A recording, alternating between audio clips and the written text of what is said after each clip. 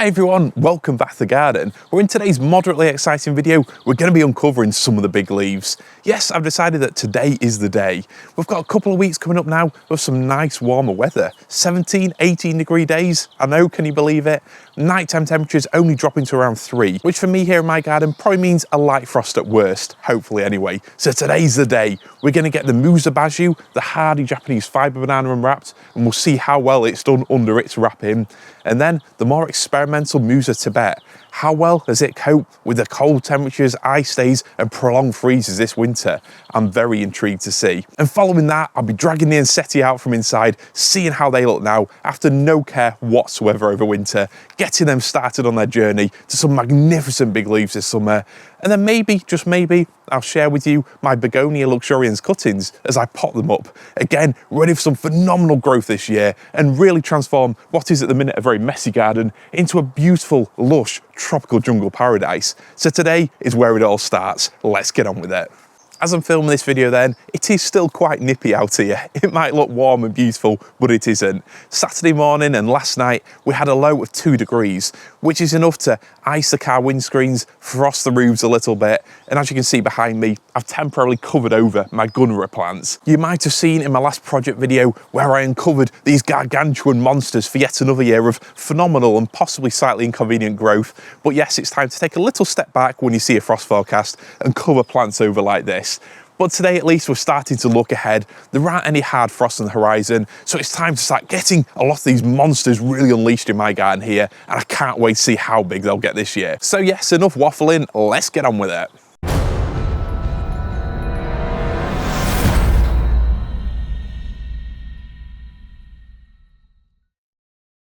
Starting the video off then with an adrenaline pumping, exhilarating start, we're going to unwrap the Musa basjoo hardy fibre banana. And I know some of you might think, if it's a hardy banana, why did you bother wrapping it? Well, up here they should be root hardy. These plants can come back from severe cold, but as I mentioned in videos in the past, for me it's more about keeping the height of the banana. In the past I've left it unprotected some winters and it's been cut almost right back down to the ground. So hopefully with the addition of these fleece bags, some layers of fleece and then plenty of straw packed in, if you might have seen my video last November, a bizarre nighttime video where I decided to wrap this last minute. Am I pleased that I did? Well, we'll be finding out. And one thing I will say is, especially following my tree fern trunk episode, the potential for innuendo, accidental or otherwise, is quite high in this video. I will be discussing hardening off, trunks being firm or floppy. Steady yourselves, get any childish laughs out of the way, because today's video will be a serious one. Maybe semi-serious, and don't even pick up on that. It's time to unwrap the banana and let's see how big it's going to start off this year.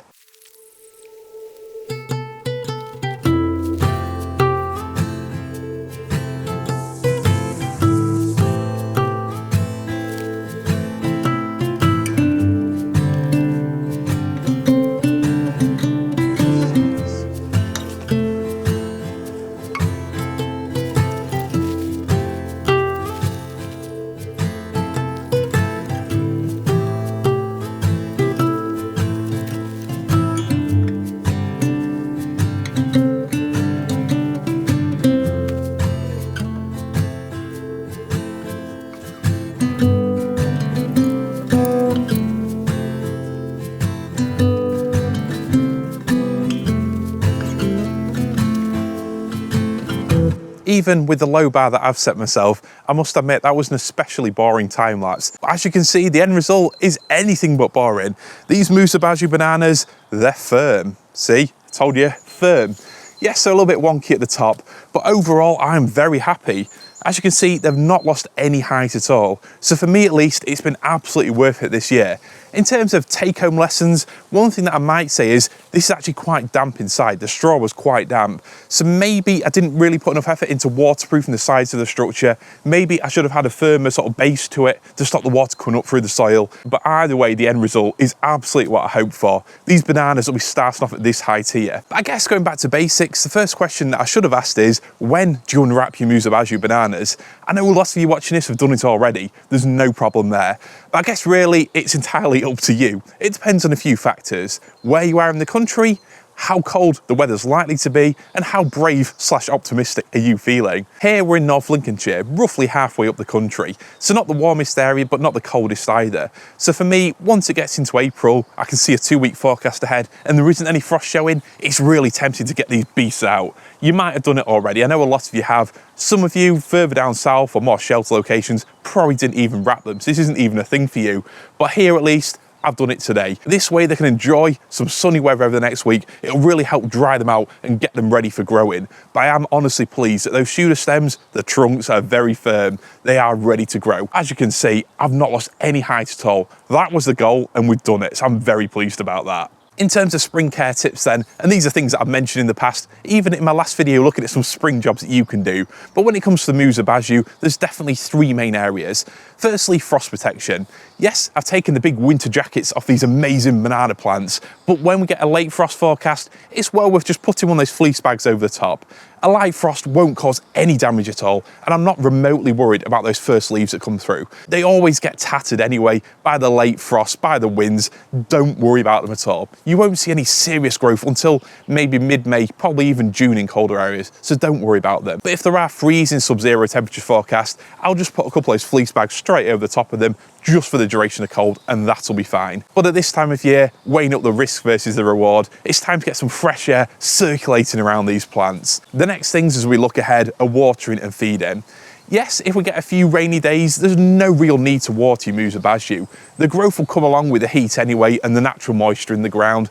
But as we head into May, if we do continue to have a very dry spring, it's well worth pouring some water onto these plants. Once the frosty weather's behind us and we're looking ahead to the sun, the more water these plants get through the growing season, the bigger they will grow, simple as. And when it comes to feeding, again, I mentioned this in my last video, these are greedy, thirsty plants. As much as you can give them while it's warm, the faster and bigger they will grow.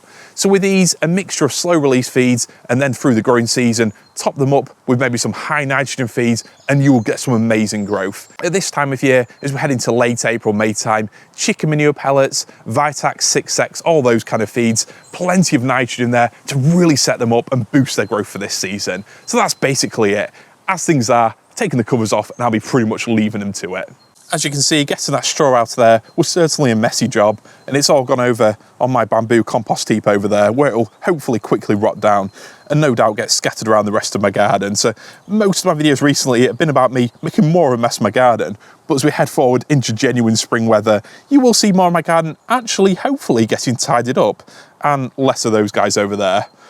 But from the weeds, let's go now to a rarer, more unusual and altogether more desirable plant. It's time to see if my experimental Musa Tibet has made it through the winter. Closest to the house then, in this quite cold part of my garden, we've got another 2 banana plants. Another Musa basjoo here, and then over there, the Musa Tibet, which got to quite a height last year, but we'll see how well it's done. I suspect this one, as you can probably tell there, might have lost some height. So first things first, just to build up the dramatic tension, we've got more of the same. I'm gonna wrap this Musa basjoo and then the Musa Tibet, and we'll see what we're looking at this year.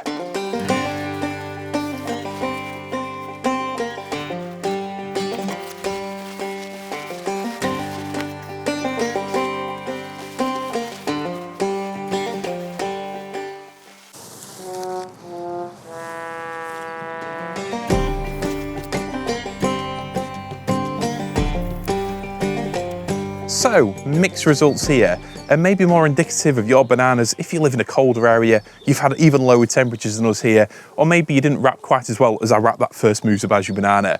I think for me this proves, maybe on a slightly scientific level, that putting the effort in, packing the straw around makes a lot of difference. But obviously there's lots of factors. That first one you saw, that was in quite a shady, sheltered area. This part of the garden is definitely a little bit more exposed, and potentially that plant is more established as well, which does make a big difference. But as you can see, we've got a bit of a floppy one. That's not good, is it? So if your banana's behaving like this, get yourselves to a chemist. No, I didn't mean that. Get yourselves to a chemist, buy some sharp scissors, and it's time to tidy them up. Yes, for bananas like this, all you simply do is feel down the stem until you find where it's firm, and then chop straight across there. And what you'll find is those rollers, as soon as we get some more warm sun, they'll just push through and the plant will continue growing. But on from the Musa basjoo, which I'll be quite honest with you, I'm not especially worried about this one. This is actually more helpful as a lower down plant anyway, so I'm not worried about keeping the height. But the Musa Tibet, that's a plant which I really wanted the best for this year. So let's have a quick look at that. And as you can see, honestly, this has never happened to me before. We've got a floppy episode in our hands. Look at this. The top half of that stem, or shooter stem, that's gone. And then the main one here, again, it's gone. But the good news is it's firm up to there. So it was still worth wrapping it. And at the end of the day, this top bit here anyway, that's not much. That's only about a foot and a half a shooter stem. So it's not really the end of the world. That was just full of a few leaves anyway. So if I chop it off there, at least we're starting from, we'll say around the 5 foot mark, 4.5 foot, somewhere around there. So yes, it's not the end of the world. As you can tell, I'm not particularly disappointed. It would have been great to have started up there. But, you know, these plants do grow quickly at the end of the day. Bananas grow like bananas. They absolutely just rocket up to the sky. So I'm happy that I'm starting off in a good place. And this is probably really what you expect. If you grow some slightly more unusual bananas, maybe sycamensis, if we do have a cold winter, or you don't live in one of those beautiful sheltered microclimates, which we're also envious of. By the way, the exact same thing will be done with both of these. Chop them back to where it's firm, and then give them some more water if it's dry, feed them in May, and I'm sure they'll look spectacular in summer regardless. Next up then is the Ensete, which have been dry stored in my house over winter.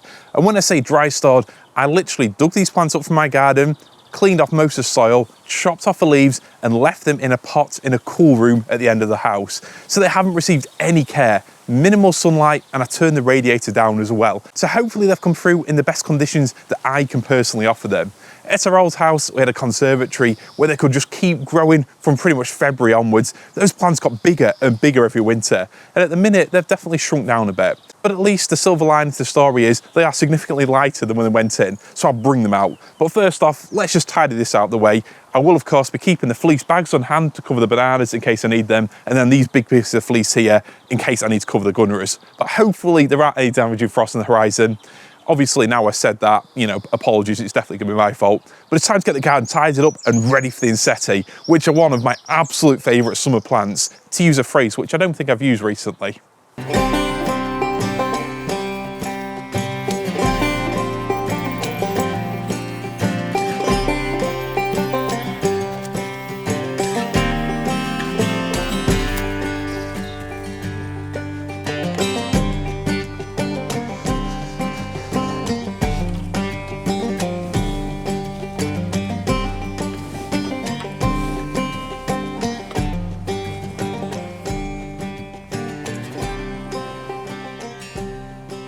Exciting stuff. A little bit of tidying up later then, and the garden is almost free of fleece. There's only a bit left in the tree fern crowns, and that'll probably stay for the next month or so, something like that. But it's great to see a garden without as much white and crazy green colours. It's definitely starting to head towards a more tropical style, naturalistic summer look. But completely contradictory to that, it's time to get the Ensete out and get them ready. Now, what I will say is I have done a full video a year or two back talking all about how you prepare Ensete in spring, how you tie them up, how you repot them. But today I just wanted to show you these plants, show you what they're like now, so you can really appreciate the transformation that these beauties really overtake over the next month or so. In fact, let me show you a little bit closer. So here you can see then, kept in entirely suboptimal conditions, they've definitely shrunk down a bit. This one nearly filled this 30-litre pot when it went inside, and now it's significantly slimmer. So yes, they've made it through. I'm down to 3 Ensetes this year. Over previous years, I found that they're not really the best plant for our shadier jungle style garden these days.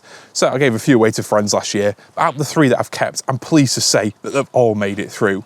Yes, they do look a complete mess right now, so it's time to give them a bit of tidying up. Let me do that first, and then I'll go through a few quick spring care tips on how I really press the accelerator on these magnificent banana relatives, and honestly, get some incredible summer growth out of them.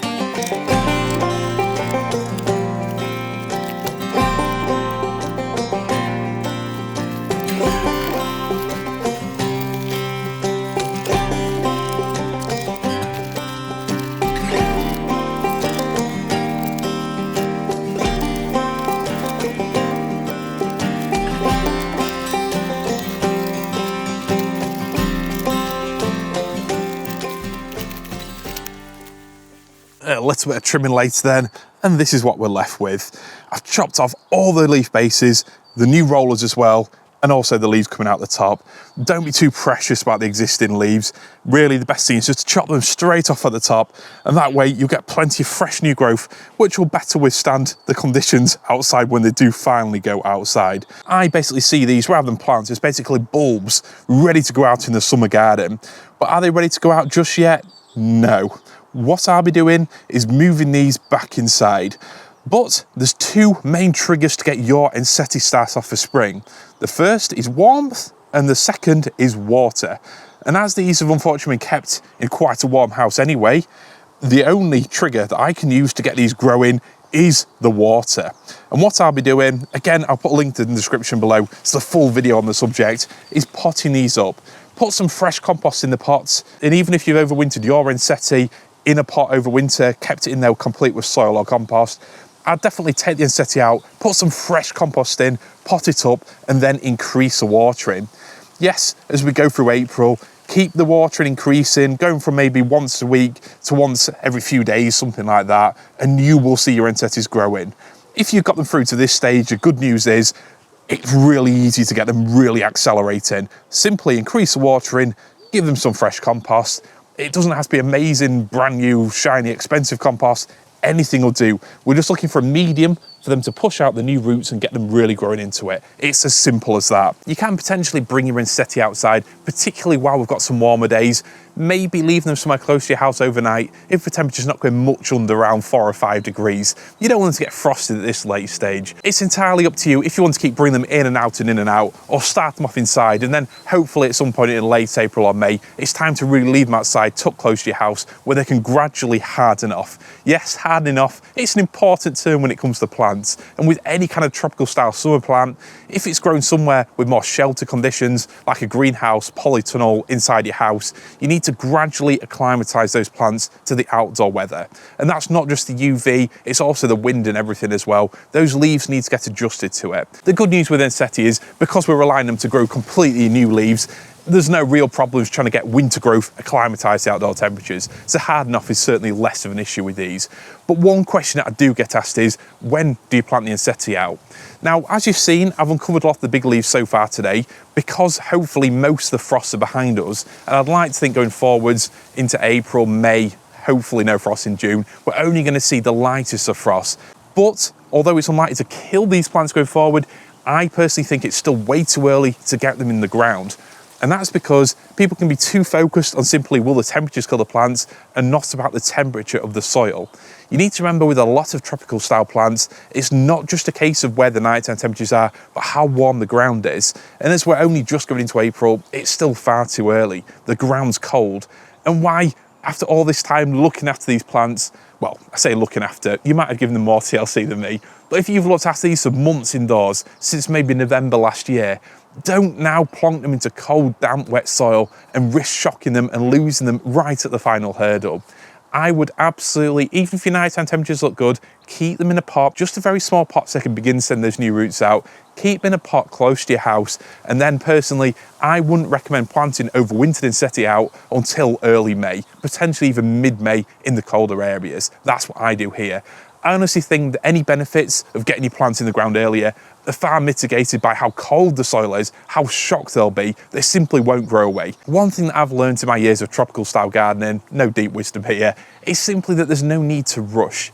I've been that person in the past, end of April, first week of May, get the tropical style plants out, but it isn't always the way forward. Often they can just sit there, they're shocked by the conditions. The sun may be warm, but the ground's still catching up. So if you can just hold off until around early to mid-May before you plant out any newly bought or overwintered tropical plants, they will absolutely grow so much faster with the increased ground temperatures. Not to mention you've definitely got less risk of a last-minute panic having to go and fleece them over in the first week of May. You don't want that. So that's the Ensete. These very, very easy. Yes, they're a bit of a faff to keep inside, but tidy them up, get them ready for spring. It's simply a case of chopping them like this, potting them up in some fresh compost, again only in a relatively small pot, giving some water, and then as we get to mid to late April, I'll maybe give them a booster feed to really get them going. And this is something that I do every year from late March through to early April, depending on how much free time I've got and what the weather looks like. So onto that final plant I promised you about, Begonia luxurians, a plant which I took some cuttings of last winter. Let's see how they're looking, and definitely don't set your expectations too high for these. So I told you to lower expectations, here we go. As you can see, these begonias, they've been sat in water all winter long, which despite the glorious colour this is now showing, I did occasionally change. Admittedly, I didn't change the water every day, which you possibly should do, but these begonias have sat in here. What I found is the ones that I took from the bigger canes, they've grown so much better. A lot of the smaller ones just sort of withered away. So definitely the bigger cane offcuts are well worth rooting off. And as you can see, they've now got a beautiful little root system, and they've simply just sat inside this vase on the windowsill. A point of contention potentially, because this vase, which used to be my mum's, it's definitely going to need a bit of a cleaning after this. And in fact, I got in trouble for using it over Valentine's Day when there wasn't another vase to keep the actual flowers in. But surely having brand new life grown before your very eyes on the windowsill is so much more exciting than just an overly commercialised and very temporary floral display. Apparently, I need to be more romantic, but free plants are free plants, aren't they? So this is where they've stayed. But now I'll be taking them out of here, tied them up a little bit and potting them up. But like the Ensete, it's not time to plant these in the garden just yet. A lot of the tender plants won't go outside until May, which I know it seems maybe like 6 weeks or so away. That seems like an age, doesn't it? But it will soon come round. But the reason why I wanted to show you these today, and the Ensete as well, which will be going back inside once they're potted up, is just really so you can see these plants at their absolute worst right now. The Ensete are shriveled husks of what they were and what they will hopefully be very, very soon. These begonias here, I mean, that's a state, isn't it? A professional garden wouldn't be sharing anything like this. And then the Musa basjoo, some of them are looking browned and a little bit tatty. Others are, yeah, not great, is it? Over the next 6 weeks, the miraculous transformation from what are essentially dried up bulbs, tiny little cuttings with green algae-ridden roots, and then those Musa basjoo, those tatty brown towers, it will be exceptional. Do you know what the most exciting is? It's not where they are now, but it's now we're looking ahead.